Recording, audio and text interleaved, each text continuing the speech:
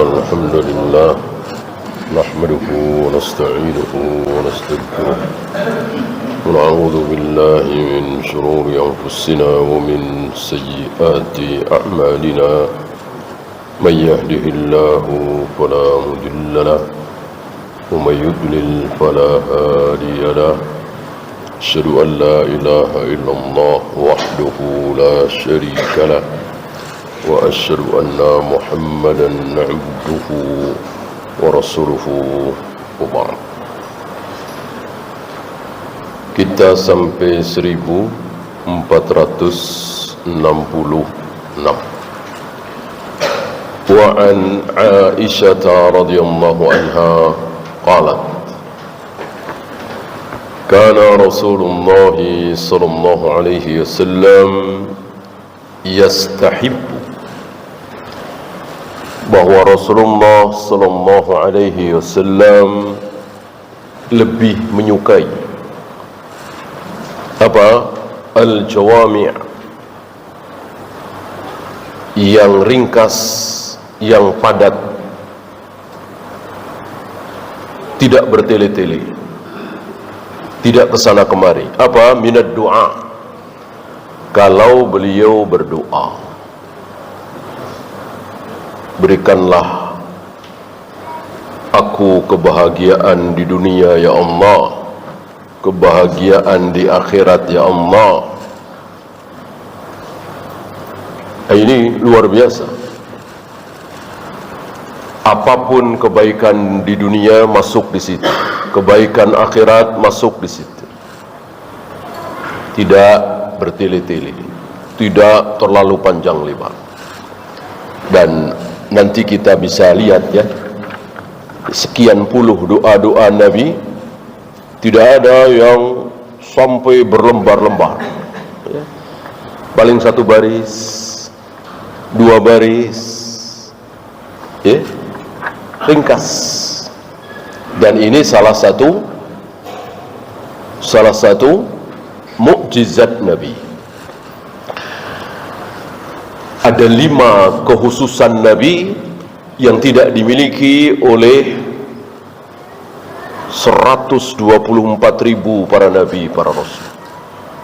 Salah satunya utitu jawami'ul kalim, aku diberi oleh Allah kalimat yang ringkas, padat, tidak panjang lebar, tapi isinya dalam, luas. Istilahnya jawami'ul kalim.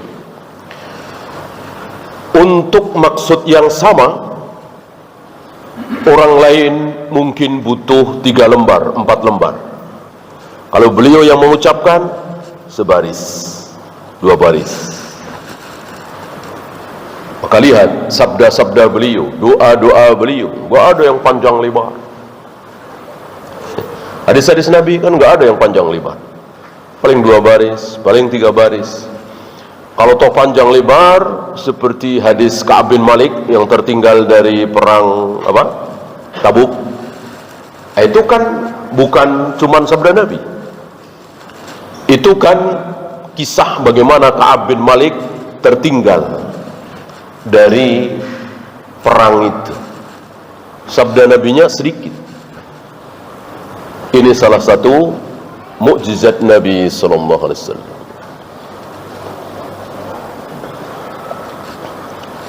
Ada 5 ya yang Allah tidak berikan kepada nabi-nabi selain beliau. Salah satunya ini.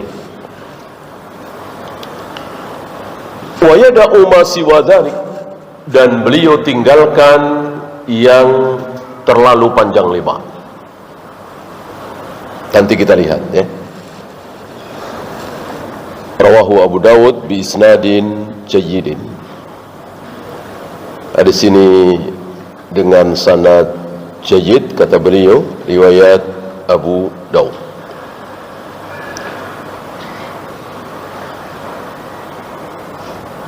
Fikul hadis,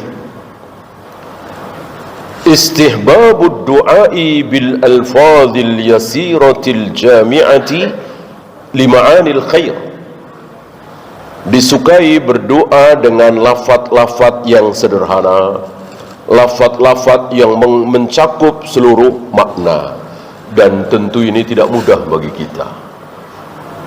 Tidak mudah bagi kita. Gimana nih? Cari kalimat yang ringkas, padat, tapi mencakup semua. Tentu tidak mudah. Apalagi dalam hal berdoa kan. Oleh karena itu kita tidak usah ngarang. Cukup ikuti doa-doa Nabi sallallahu alaihi wasallam. Banyak sekali kan.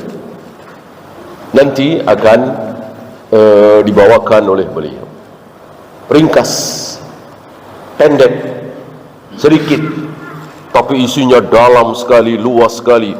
Kalau ditafsir satu persatu bisa berlembar-lembar. Itulah mukjizat beliau.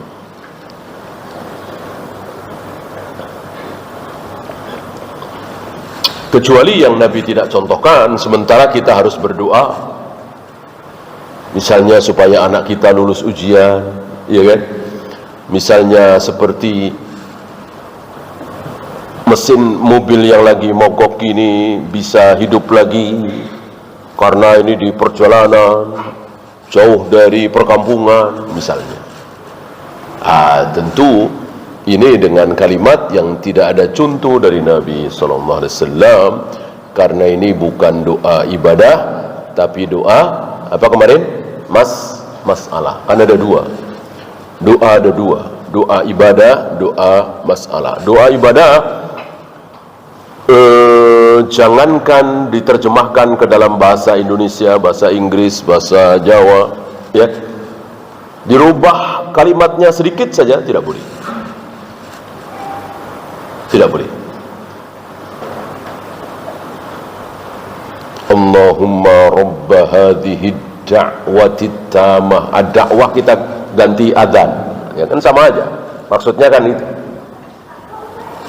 Ya. Bolehkah? Tentu tidak boleh. Lafaz kenabian yang berupa doa-doa adalah bagian ibadah mahdhah yang tidak boleh kita rubah. Ya.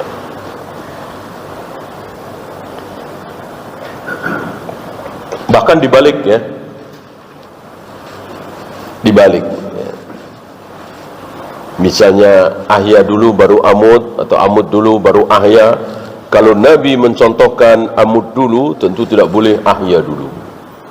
Dan begitu sebaliknya. Khassallahu rasulahu bijawami'il kalim. Ini dia. Allah mengkhususkan jawami'ul kalim itu, kalimat yang ringkas dan padat itu khusus untuk Rasulullah sallallahu alaihi wasallam. Jangankan Imam Syafi'i, Imam Bukhari, jangankan Abu Bakar, Umar, Nabi Musa aja enggak dikasih. Nabi Nuh, Nabi Ibrahim, Nabi Isa tidak dikasih. Karena menurut dalilnya hanya beliau seorang yang diberi jawami'ul kalim. Kalimat yang ringkas padat tapi isinya menyeluruh. Faqad jama'a lahu ashtatal hukumi wal ulumi fi kalimatin yasiratin. Allah kumpulkan hukum-hukum yang banyak, ilmu-ilmu yang bermacam-macam, itu hanya dalam kalimat yang ringkas. Kalimat yang sebaris, dua baris, mungkin setengah baris. Di dalamnya ada terkandung hukum yang banyak sekali, ilmu yang banyak sekali.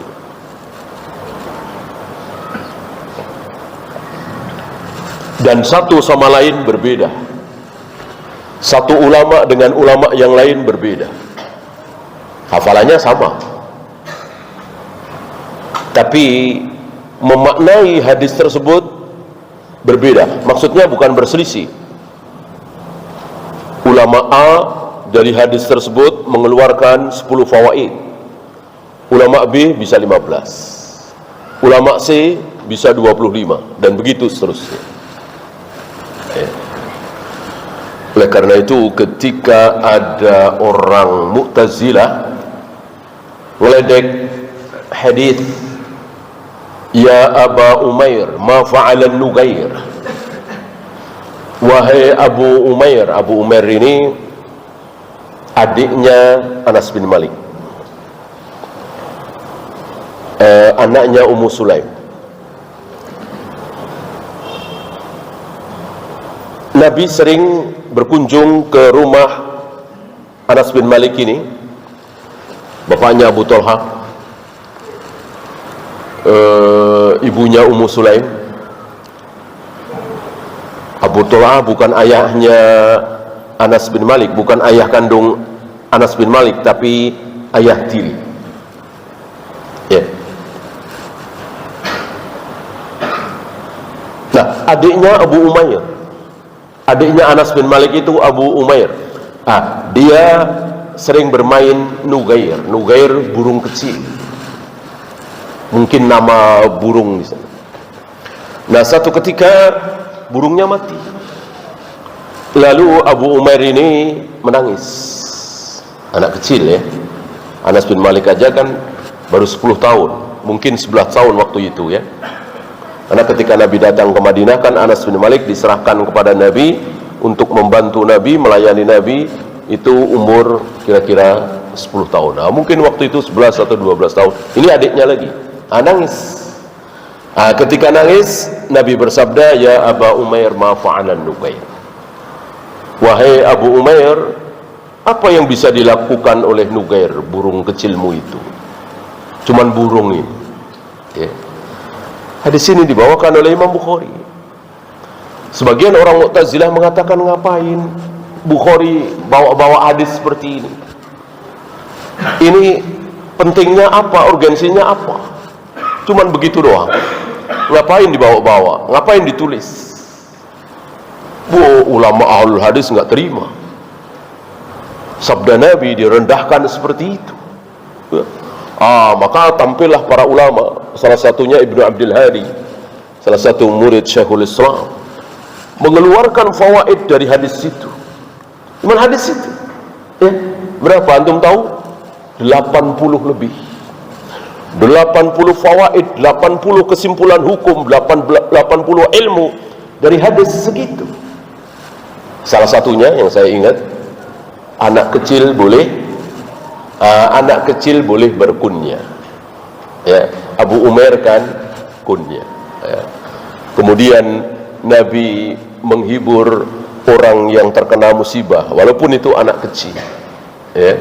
Anak kecil boleh bermain-main dan seterusnya. Ini dia. Maka jangan main-main dengan sabda Nabi SAW. Bahkan ada ulama internasional belum lama meninggal, walaupun halus tapi merendahkan sabda Nabi SAW, hadis tentang lalat. Jika minumanmu kemasukan lalat, celupkan sekalian, lalu diminum airnya. Karena sayap lalat itu sebelahnya membawa penyakit, sebelahnya membawa obat penawar. Jadi kan impas gitu ya. Beliau tidak menentang hadis itu, tapi beliau mengatakan Islam ini besar. Betul tentunya ya. Islam ini luas, Islam ini sempurna. Seandainya Islam kehilangan satu hadis itu, enggak masalah. Islam masih besar, masih jaya. Seolah beliau enggak menginginkan hadis itu, udah enggak usah dibahas. Ya, peti eskan aja, kubur dalam-dalam. Ini penghinaan tentunya. Walaupun kalimat itu tidak keluar dari lisan beliau, tapi beliau mengatakan seperti itu. Ya, bahwa Islam ini besar, luas, betul. Tapi ini sabda Nabi SAW yang mestinya gigit dengan gigi geraham. Bukan kemudian ya udahlah, kalau jijik, kalau ragu nggak usah diamalkan. Nggak bisa seperti itu. Beliau Nabi, beliau Rasul, utusan Allah. Mana mungkin ucapannya omong kosong. Jadi betul-betul lalat itu sayap sebelahnya dengan sebelahnya tidak sama. Wajib kita yakini ya. Yang ketiga, yang terakhir, khairul kalami ma qalla wa dalla. Sebaik-baik kalimat adalah yang sedikit, yang ringkas, yang padat, tapi dalla, mewakili, menunjukkan.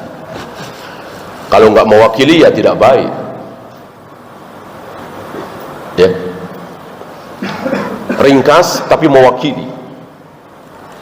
Apalagi ketika membikin ta'rif, membikin pengertian, membikin definisi, harus yang paling ringkas sekali. Apa misalnya? Salat adalah tentu panjang. Salat adalah perbuatan ibadah yang diawali dengan takbir, dan sebelumnya harus berniat, kemudian baca Al-Fatihah, kemudian ruku, kemudian i'tidal, kemudian panjang kan? Maka para ulama memendekkan itu. Salat adalah ibadah yang diawali dengan takbir, diakhiri dengan salam. Sudah. Namanya juga ta'rif, namanya juga definisi. Harus seringkas mungkin. Ya. Apa itu maksiat? Maksiat adalah perbuatan yang membuat Allah murka dan terancam dosa. Betul, tapi kepanjangan. Yang ringkas apa? Al-maksiyatu hiya apa? Pernah dengar? Para ulama? Diddut ta'ah. Lawan kata taat. Pendek sekali. Cuman dua kata. Diddun lawan kata, dan ta'at. Maksiat adalah diddut ta'ah, lawan kata taat. Tidak taat berarti maksiat. Dengan demikian, tahlilan, muludan, manakiban, rajaban, salawat nariyah, usolli, nawaitu, termasuk maksiat. Karena ini tidak taat kepada Nabi sallallahu alaihi wasallam. Tidak mencontoh Nabi alaihi salatu wasallam, padahal ini ibadah. Berarti kan enggak taat, maksiat. Ya.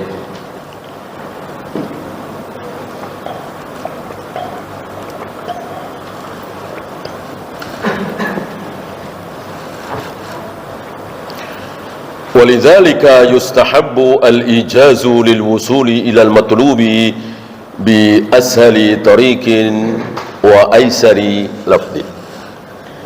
Oleh karena itu disukai untuk meringkas ucapan, tapi lilwusuli ila al-matlub, sampai kepada yang dimaksud. Kalau enggak sampai ya tidak baik, bahkan tidak benar. Harus sampai kepada yang dimaksud, tapi ringkas. Oleh karena itu, karena ini sulit bagi kita, udahlah, kita ikuti penjelasan para ulama, kita ikuti ta'rif para ulama. Karena hari ini sebagian anak-anak muda, terutama dari kaum falasifah alul kalam, sok-sokan membikin ta'rif begini, ngarang begini, ijtihad begini. Ya, seolah dalam sejarah ini nggak ada Ibnu Katsir, nggak ada At-Tabari, ya, nggak ada Ibnu Jarir, seolah nggak ada ulama, sehingga anak-anak muda ini terpaksa tampil. Ya, itu karena sempitnya ilmu. Para ulama luar biasa, menulis kaidah, menulis fawaid, menulis hukum-hukum. Ikuti para ulama. Apa kitab apa yang belum ada? Dari mulai tafsir, ilmu tafsir, hadis, usul fikih, fawaid, kaidah, sudah penuh. Ya. Jangan ngarang sendiri. Ikuti ulama-ulama kita.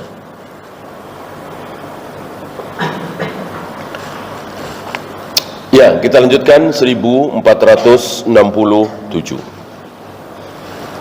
Wa an Anasin radhiyallahu anhu qala, dari Anas bin Malik,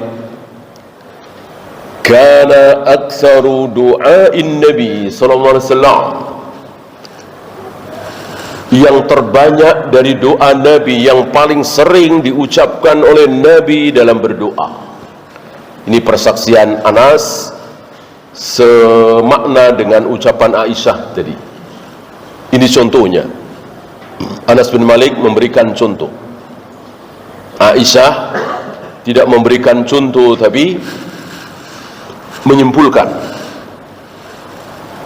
bahwa yang paling disukai oleh Nabi adalah ucapan yang ringkas. Anas bin Malik memberikan contoh apa? Allahumma atina fid dunya hasanah, ya Allah, berikanlah kepada kami kebaikan di dunia, wa fil akhirati hasanatan, juga berikanlah kebaikan di akhirat, wa qina adzaban nar, dan pelihara kami dari azab neraka. Mau apa lagi coba? Dunia kebaikan, akhirat kebaikan, selamat dari api neraka. Mau apa lagi? Ini yang paling banyak, yang paling sering diucapkan oleh Nabi sallallahu alaihi wasallam. Min jawami'il kalim.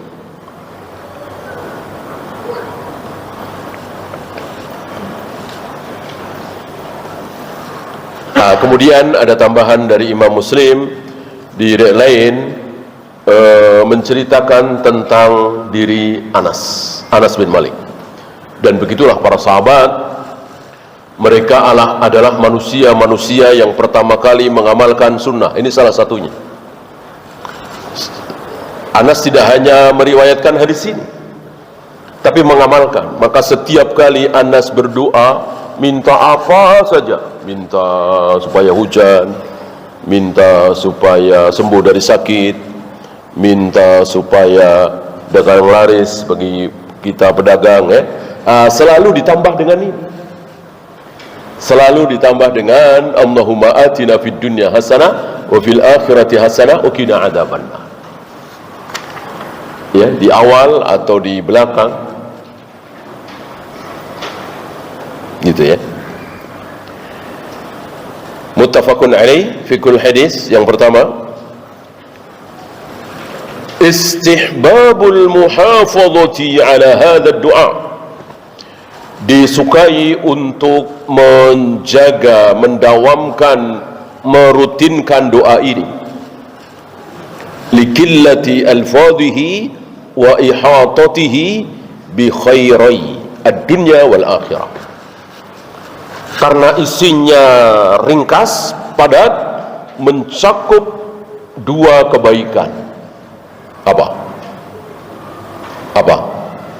Dunia dan akhirat. Dunia dapat kebaikan, akhirat dapat kebaikan, dan itu tujuan seorang muslim ahlus sunnah. Beda dengan sebagian torekot sufi zaman dulu ya, bukan zaman sekarang.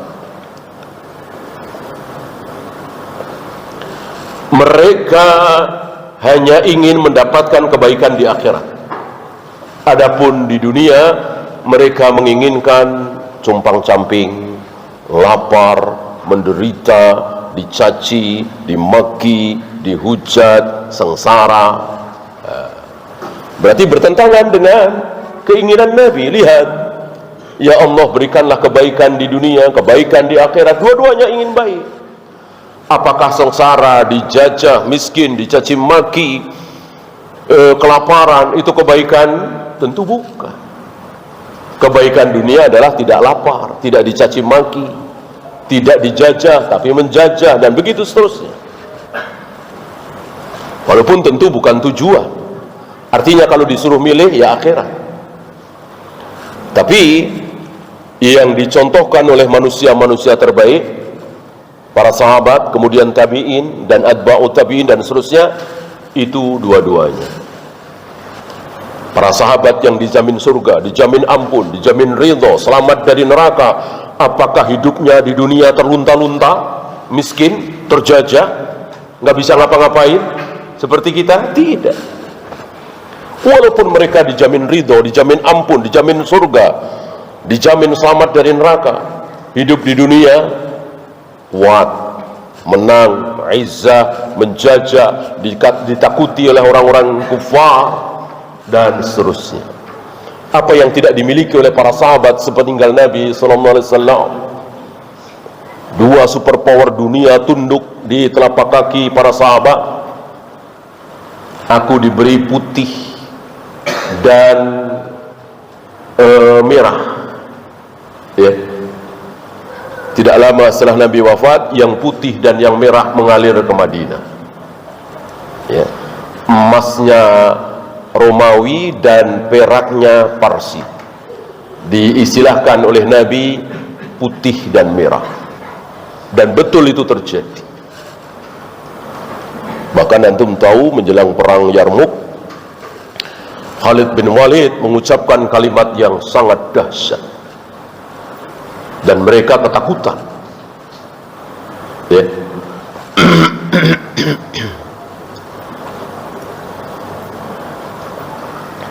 Ini berbeda dengan kita, jauh berbeda. Bentar-bentar banjir, bentar-bentar tanah longsor, bentar-bentar gunung meletus, bentar-bentar huru-hara, begini begitu. Itu kita, kaum muslimin hari ini, rata-rata seperti itu. Kita nggak dengar para sahabat kebanjiran, tanah longsor, pada mati, enggak. Paling taun sebentar. Dan para sahabat tahu caranya, karena menggigit sunnah Nabi dengan gigi geraham ketika berhadapan dengan taun. Yang di dalam jangan keluar, yang di luar jangan masuk. Cuman itu. Nggak ada tutup masjid, sholat berjamaah, sholat Jumat diliburkan, nggak ada. Yang di dalam jangan keluar, yang di luar jangan masuk. Selesai. Ya. Adapun banjir, tanah longsor, angin, puyuh segala macam, nggak ada. Ya. Sementara kita lihat hari ini, kita kaum muslimin, terutama di negeri kita dan beberapa negeri, penuh dengan musibah. Yang miskin, yang lapar, yang terjajah. Yang belajar manhaj, insya Allah tahu jawabannya. Insya Allah tahu jawabannya.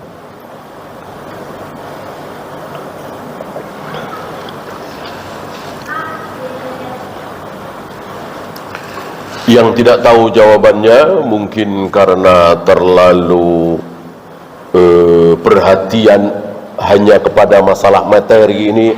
Alamnya memang seperti itu, gitu. Keadaannya memang seperti itu. Nggak bisa. Alam itu, gunung itu, tanah itu, angin itu punya kehendak apa tidak? Punya kehendak apa tidak? Tidak punya kehendak. Gunung nggak punya kehendak, tanah, air laut nggak punya kehendak. Yang punya kehendak siapa? Allah. Ketika terjadi tsunami, yang bikin tsunami siapa? Tentu Allah Rabbul Alamin. Ketika gunung itu meletus, yang bikin gunung itu meletus siapa? Siapa lagi kalau bukan Allah Rabbul Alamin? Bukan maunya si gunung. Ini kaum muslimin, ini ahlus sunnah. Orang-orang kafir akan mengatakan tidak seperti itu. Ya memang tanahnya labil. Ya memang ada lempengan yang terbuka, kemudian air masuk, kemudian balik lagi, terjadilah tsunami dahsyat. Itu aja yang dilihat. Ya lempengan itu bisa membuka, maunya siapa? Yang membukakan siapa kalau bukan Allah Rabbul Alamin? Ya. Ini orang yang beriman dengan orang kafir. Kita yang beriman, apalagi ahlus sunnah, meyakini alam itu hanya mengikuti apa kehendak Allah. Kaum muslimin ikut-ikutan orang kafir. Jadi yang disebut bencana alam, bencana alam, bencana alam, bencana alam, seolah alam itu punya kehendak. Ya. Jarang dari kita ini azab Allah, peringatan Allah, jarang. Allah sedang memperingatkan kita, jarang. Ya. Yang kedua,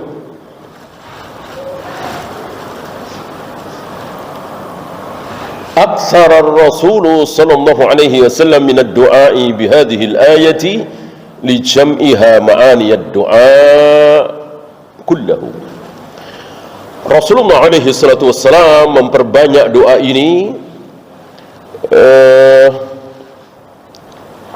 ayatnya ini kan ayat Rabbana atina fid dunya hasanah wa fil akhirati hasanah wa qina adzabannar. Karena ini mencakup seluruh kebaikan. Fahiya tasmalu na'imad dunya wal akhirah, mencakup kenikmatan-kenikmatan dunia dan kenikmatan akhirat, dan dipelihara dari azab neraka. Nas'alullaha ayyamunna alaina bidzalik wa dawamihi. Kita memohon kepada Allah supaya Allah memberikan karunia kepada kita untuk mendawamkan doa itu, ya.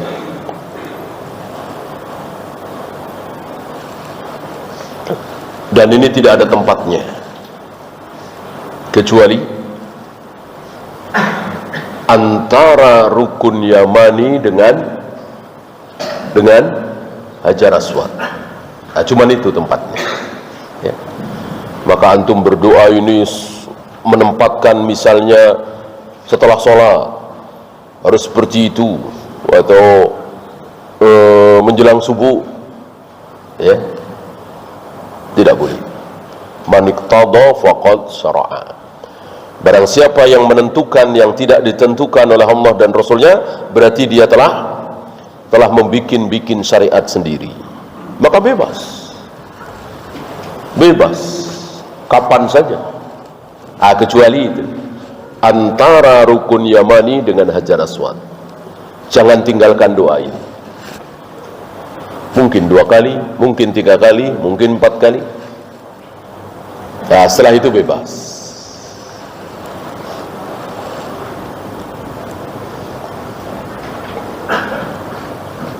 Intinya jangan menentukan apa yang tidak ditentukan oleh Allah dan Rasul.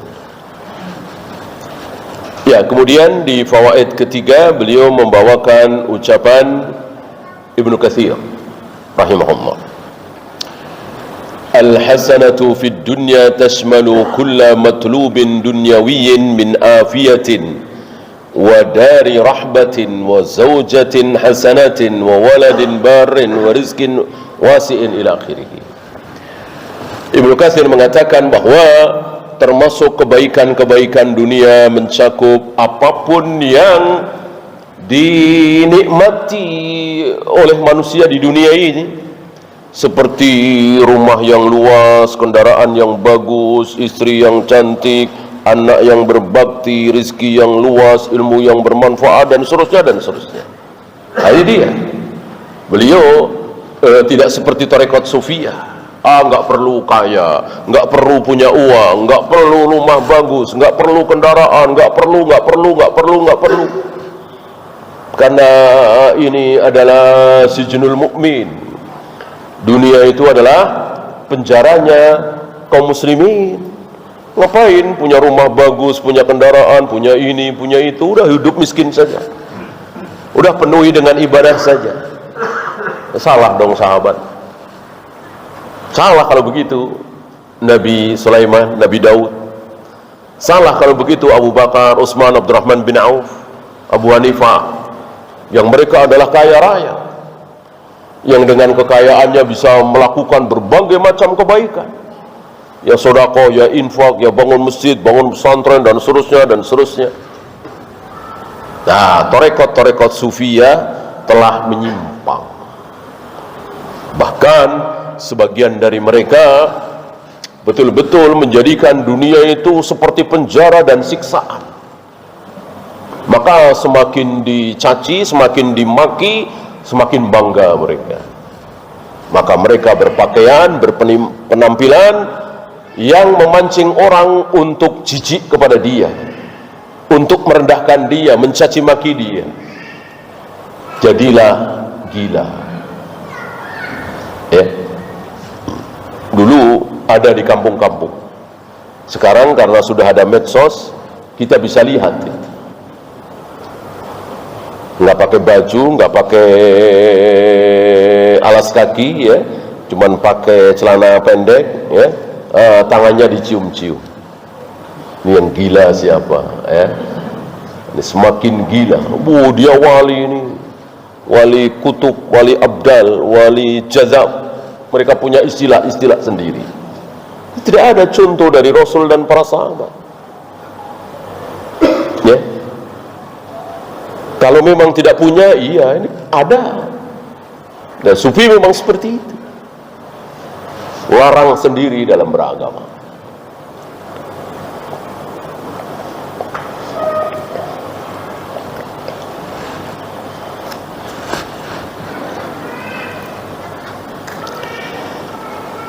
Yang terakhir, hirsus sahabati ala al-muhafazati ala sunnati wa tadbiqiha istijabatun lillahi wa lirrasul sallallahu alaihi wasallam. Para sahabat sangat bersemangat untuk menjaga sunnah-sunnah Nabi sallallahu alaihi wasallam. Sekali diberi wasiat oleh Nabi, seumur hidup tidak dilupakan. Ambil contoh Ibnu Umar. Ibnu Umar ini pernah dinasihati oleh Nabi sallallahu alaihi wasallam. Jangan seperti si fulan. Dulunya rajin, rutin qiyamul lail. Sekarang enggak pernah lagi. Ya. Atau di lain dikatakan dia Ibnu Umar itu sebaik-baik orang kalau dia rutin qiyamul lail. Semenjak mendengar Nabi berkata seperti ini, aku tidak pernah meninggalkan qiyamul lail, kata Ibnu Umar. Ya, kecuali sakit, safar dan seterusnya. Inilah para sahabat. Jadi wasiat Nabi itu betul-betul selalu terngiang di telinga. Terus dijalankan, terus.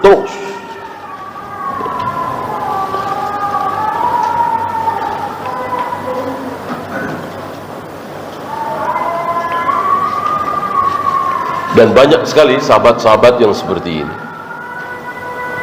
Ya, aku tidak pernah meninggalkan kalimat itu. Ya, seperti yang belum lama kita bahas, siapa dan siapa? Suami istri Ali dan Fatimah. Ketika mereka berdua datang kepada Nabi minta pembantu, karena beratnya ngurusin anak, kerjaan rumah, capek, minta pembantu. Oleh Nabi tidak diberi pembantu, malah disuruh apa? Masih ingat? Apa disuruh? Iya, subhanallah, alhamdulillah, Allahu akbar, masing-masing 33 kali sebelum tidur. Apa kata Ali? Semenjak aku dengar itu dari Nabi, aku tidak pernah tinggalkan itu. Ya, sampai waktu perang Siffin. Kan luar biasa, beliau sibuk luar biasa dalam perang Siffin itu. Dan apa ya, secara moral luar biasa.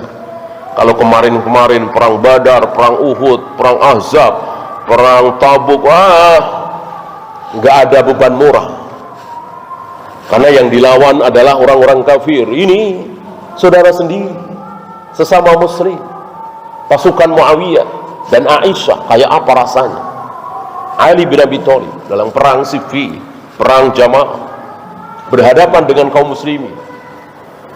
Ya, ini fitnah. Sampai ditanya, termasuk dalam perang Siffin, engkau tidak tinggalkan subhanallah, alhamdulillah, Allahu akbar masing-masing 33 kali sebelum tidur? Dijawab, iya, aku tidak tinggalkan. Inilah para sahabat. Ya, silakan azan dulu. Wassallallahu ala Muhammadin sallallahu alaihi wasallam wa akhiru da'wana alhamdulillahi rabbil alamin.